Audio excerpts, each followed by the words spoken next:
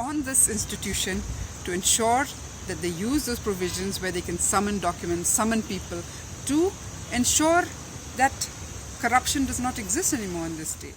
Kakong Angela Rangat nongilam kaseng Tremon Ngobha katma urang li juki kalapan jing pensyai na ka office jong chairman Lukayukta Meghalaya halor ka Jingdon jing Shakri Sorkar kabala pinkop board da ka Meghalaya Lukayukta Act arajar khatsau babaro ki Shakri Sorkar ki deben pintip shala ka office trekam ye ka Jingdon jangki Meghalaya Lokayukta Act arajar khatsau kalabatha babaro ki Shakri Sorkar ki deben pintip shala ki office ya ka Jingdon jangki jongki lok jongki katnungut ki khun ki ba kidang besa batru katnu ki don hakaram kasha Kaan Lokayukta kadawan na ki Shakri Sorkar bagi deben jingtip man la unai tung na kabenta ki Jingdon bagi don nadu ulber jong kasnem Yakini ki jingtip balalum naman ki Shakri Sorkar hala ki jong ki tanak terikam deban penmi pat ba ha ke website jong ki ha unai lar jong kasnem.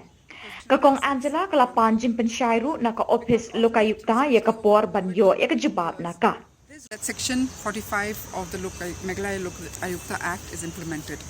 Section 45 talks clearly about the fact that public servants need to declare their assets annually. You know, IAS officers actually have to do this under the DOPT. Here in Meghalaya, we have to again just revisit history a little bit. In 2005, when we got the RTI, all of us were filing RTIs, all of us finding corruption here and there, but all we could do is to file FIRs.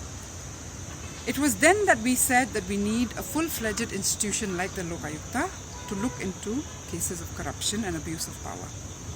And 2007 onwards, we started the campaign, and finally, after a long struggle in 2014, Meghalaya has one of the best Lokayukta acts because we kept pushing clause by clause. Every time there was an assembly session, we would protest on this institution to ensure that they use those provisions where they can summon documents, summon people to ensure that corruption does not exist anymore in this state.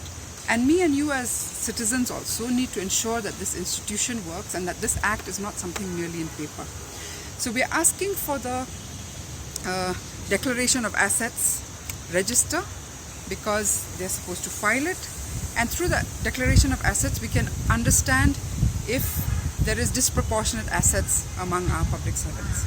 Because of late, especially over the COVID 2 years, there's rumors everywhere about how some public representatives and bureaucrats have been amassing wealth by taking from the public coffers. Now we need to know the truth about this. And one way of understanding whether this is real, not real, is a simple thing of finding out